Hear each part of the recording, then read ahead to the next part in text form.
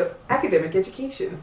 Education is a terrible thing to waste. Actually, mine's a terrible thing to waste. Education's also a terrible thing to waste. Don't waste it. They cost money. So the first one is probably going to be the types of classes that they teach. Yeah. Okay. So Hogwarts, like any school, is set up in structure, and especially in the first year, it teaches you the basics, because a lot about being a witch or wizard is not just about the end job you're going to have. It's about actually learning to control yourself and your powers. Mm-hmm. And also, I think it's a good idea to find out what you're good at. And you don't find out what you're good at unless you try everything. So in the first year, they really, like you said, learn the basics. So they have herbology with Professor Sprout, which, I mean, hello, she has Sprout in her name. Obviously, the person you're going to pick for the job, you know. Imagine. I can't imagine her doing anything else. From her description, too, she's described very much like you would expect the class to be. Like, she seems a bit rustic and down to earth, and, like, her personality traits seem to fit what she's going to teach. And that's something that I feel like she would have learned from going through school, probably Hogwarts. They describe her as sort of like a dumpy little witch, and I don't know, I just sort of picture, when somebody says the word dumpy, I just figure like... I don't really think of dumpy. Whenever I hear that, I always think of a much better description. I know. And it's my favorite description ever. Okay. It's a metaphor from... Is it metaphor we're use of? Yes, it's a metaphor from Tuck Everlasting. Okay. And when we read it in high school, and this stuck with me, a potato of a woman. A potato. Oh, I like that. And that really seems to fit Professor Sprout. Like, instead of saying dumpy, it feels so much more full-bodied, and it also captures that down-homey, earthy quality she has as well. I just picture her as being just short and just like potato of a woman, a cute little potato of a woman. I picture her wearing like a gardening hat, and she's got overalls on. She's covered in dirt. I don't know. I don't like dumpy, but I like that potato of a woman. Yes, exactly. So I think that would have been a great way to describe Professor Sprout. And then they move on to, I think my next favorite one is going to be the ghost that teaches history class, because obviously he teaches history of magic, and he fell asleep one night working on papers at his desk, and woke up the next day in a panic to teach class, and oh look, there's my body. Yep, just woke up and went on as a ghost to continue teaching classes. So that was Professor Bins. Professor Flitwick does charms, but he's just the same thing, just a tiny little man. So Flitwick, I always just sort of pictured it. I don't know why, but I always pictured him with one of those little tiny curly mustaches. Yes, and I always pictured him when they said he's a short, It doesn't necessarily say that, but I just kind of always pictured that. When they pictured him as like a tiny little wizard, I think of very skinny as well as very short, just because he's Flitwick. I don't know. It feels like he would be small, like... The way he describes charms and the subtlety of them, and about how it's in the enunciation and the wrist and the movement, and it just seems like it would fit... Again, the course fits the character. I figure he's very elegant. Yes. And the next, just thinking, Professor McGonagall is very stern but fair. She wants you to know that her class is dangerous, but I would think that most classes at Hogwarts have a little bit of danger to them. And so she's very stern at the very beginning. She does something real cool on the first day of class, though. She changes a desk into a pig. And we learn transfiguration is very hard and takes a lot of work, and she wants you to understand that. So she's like, if you work at it, this is the cool thing you can do, desk pig. And then she changes it back, and she's like, but that's not going to happen because it is so hard. And she's like, so we're going to start with changing a needle into a match. No, a match into a needle. Other way around? Yes. Other way around. So she gives everybody a matchstick and says you have to turn it into a needle. And I think Hermione was the only one who managed to turn hers on the very first day slightly shiny. Yeah, it was a little more rounded and pointed and a little bit shiny. Slightly more metallic. But it was still a match. Still a matchstick. So I think, at the very beginning, everybody's like, whoa, cool. I'm going to turn, look at all the stuff I'm going to be able to do. I'm going to do that, and I'm going to turn you into this. And then it was like, oh God, this is hard. But Professor McGonagall wanted to show them how cool it could be. So what you they could want learn. to stick through the hard part Mm-hmm. to get to the fun. Yes. Defense Against the Dark Arts then was Professor Quirrell. Yes. Now we're not going to talk too much about him yet because No. we're going to have lots to say later. So we'll put a pin in him for now, in how he suits his class. Yes. Because that gets kind of, we're not going to discuss everything, but in some ways, he does come off as a world traveler. Yes. He has wears a turban. Yeah, he comes off as a little more cultured. He seems to suit that area very well. He's written a number of books on it. Mm-hmm. He's, as they met a lot of monsters and talked with them firsthand, the ones that are more sentient beings. Yes, and they've joked about how he ran into a spot of trouble with some vampires. Some vampires, you know, that's the reason why he smells like garlic, and his turban was a gift from And he's somebody also for saving him from described some as zombies. being timid. Yes, which, if you're a Defense Against the Dark Arts teacher, I feel is probably not true. But in a way it could be. So here's the way he might suit it based on the timid factor.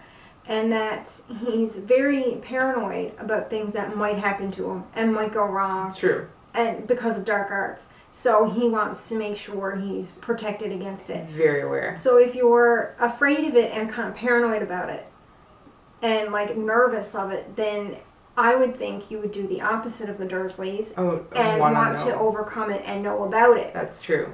You'd want to know more. And I think one of my favorite quotes from Harry Potter actually comes from Professor Snape. And in all of the books, I love... And it's so funny because he wants the dark arts class. Yeah. That's been, floated there. But it doesn't suit him. He desperately wants Defense Against the Dark Arts. Every year, that's what he wants. He wants to teach Defense Against the Dark Arts. And we find out a little later on why. But he suits potions so well. And when he says this quote, I mean, I wanted to go to Hogwarts and I wanted to learn potions. Get that reading voice on. That's right. As there is little foolish wand waving here, many of you will hardly believe that this is magic. I don't expect you will really understand the beauty of the softly simmering cauldron, with its shimmering fumes, the delicate power of liquids that creep through the human veins, bewitching the mind, ensnarling the senses. I can teach you how to bottle fame, brew glory, and even stopper death. Like, I want to go to Hogwarts. Chills. Right? Like, I want to go. So, I mean, nobody else could have pulled off that line like him, though. I mean, he is so suited, and the subtleties and complexities and layers to him as a character, which again we'll get into later. Such an onion. It suits him as potions because of all the complexities and layers and subtleties of it. It very much is his subject. Oh, for sure. I can't imagine him teaching anything else. Like, he talks about this thing and he just like you are here to learn the subtle science and exact art of potion making. Like, he is so exact in everything he does. Like, he is very sharp. He knows exactly, weighs and measures everything. Yes. He even goes around the school to check on things if he thinks something might be out of place. Like, he doesn't wait for somebody else to do that. And he will take the appropriate action. Yes. So I just feel like potions is like the perfect thing for him. Like, when you cook, you can throw a bunch of things in there and you can, make a bunch of different things. But when you're bake, you gotta be exact. And I always think of Snape as like a baker. Potions as like a baking thing. Yeah, like, definitely. you better put the exact pinch of whatever you're supposed to be putting in there, because if not, your souffle is gonna be flat. Or, you're gonna blow up the potion through. One or the other. Or spill a hot liquid everywhere that melts through the floor. Yeah, fun times. Or what was it that Neville did the first day? Yeah, it melted through the floor and through his robes and like started bubbling his skin off, and it was like, it was a mess. Poor Neville. One day he'll get it right. But that was another thing that Snape did. And he automatically blamed it on another student, which he shouldn't have done. But he feels like the students should be watching out for each other. Was it Ron or Harry that was sitting next to him and he yelled at them? He yelled at both Ron and Harry together. Of course. He said, you guys were sitting next to him. Mm-hmm. Why didn't you warn him? And then he blames Harry specifically and says, thought it'd be funny, did you, Potter, to see him mess up? Well, yes. And that gets into other past experiences that Snape has had that has nothing to do with Harry. Yeah. Later books. Keep pins in this for now, people, because we're going to come back to it all. Pins and Snape. But as for that, like, for the teachers, I just felt like they were all very well suited for what they did. But I mean, that's the thing about when you create a character, you really get a chance to develop them and really create them as you see fit. And I feel like J.K. Rowling did a really good job with all of her teachers. Harry goes on to talk about how different it was from what he was expecting. Like, they have to go, what was it, every Wednesday night and look at the stars at midnight through telescopes and learn the constellations and things like that. Because it's important to know for both spellcasting, but also just to be able to find your way. So Hogwarts has a point system, which I don't know if this is a British school system thing that's just been incorporated, or if this is just like a straight up Hogwarts thing. I have no idea. If somebody does know, we'd love to hear about it. That's true. I would love to know. But it is separated into different houses, and we've talked about the houses before, so we won't go over that too much again. The biggest thing here is that there is a point system that's done per house. Yes. And at the end, the house that has the most points wins the House Cup.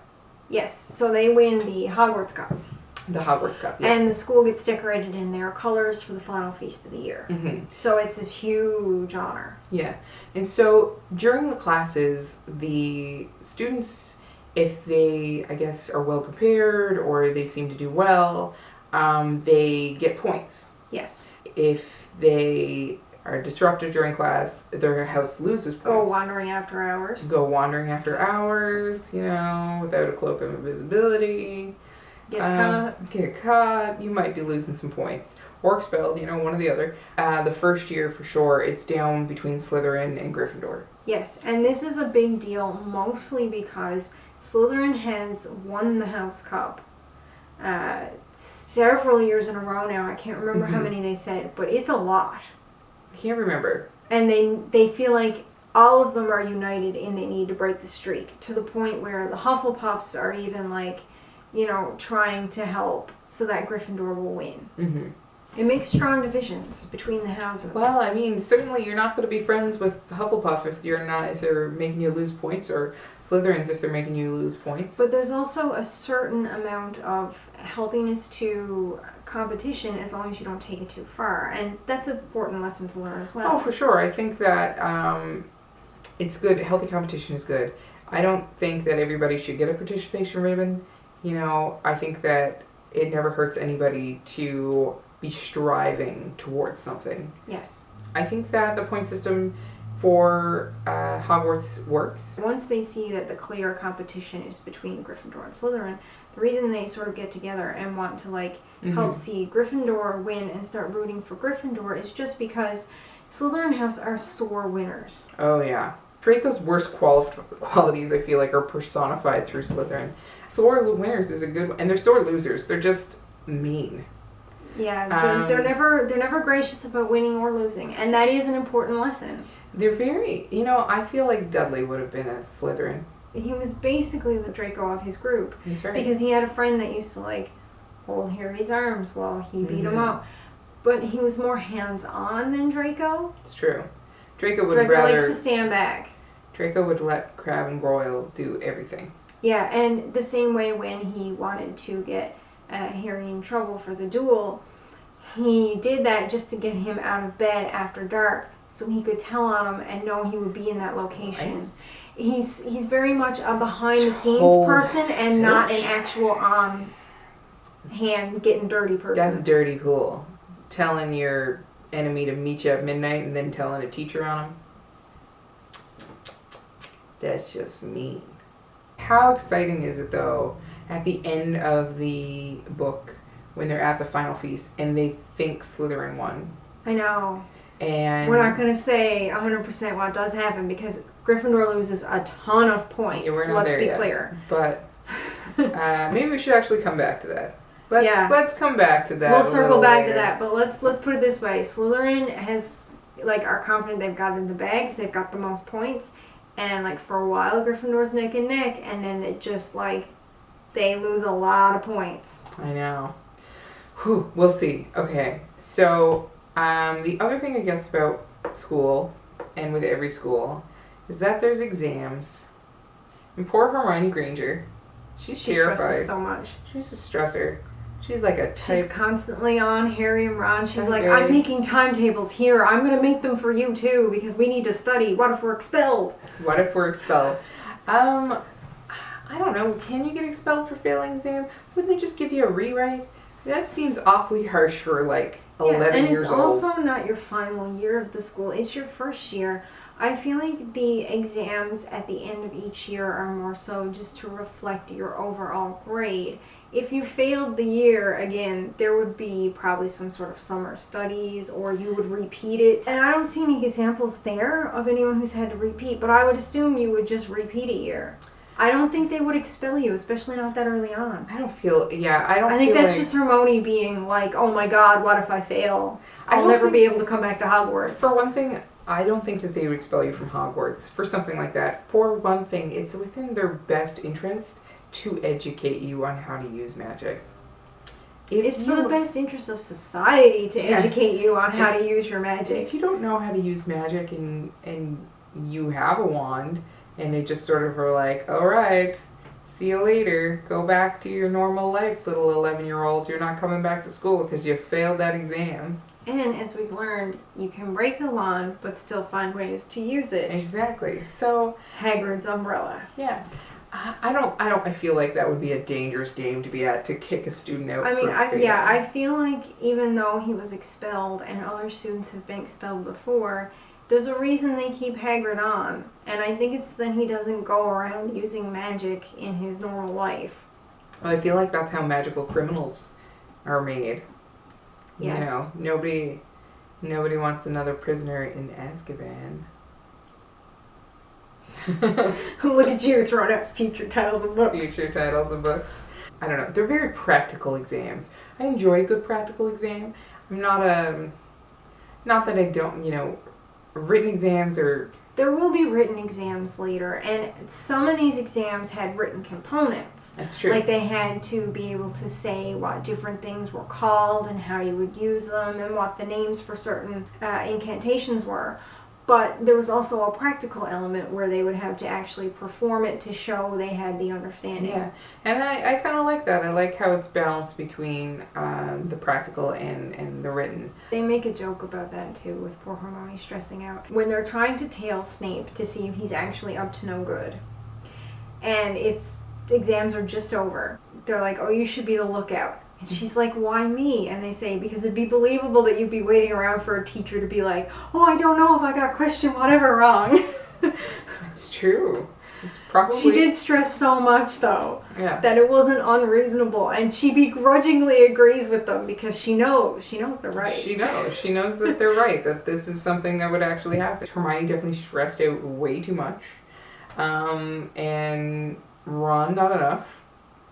And Harry, probably the appropriate amount. Probably. And that kind of sums up their friendship and everything they learned from each other, really. Exactly. And speaking of that, next theme is friendship. Yay! Friendship! So that'll be brought to you when hopefully we can next get together, which is going to be... Hopefully going to be in a week's time. We'll see what happens. Mm-hmm.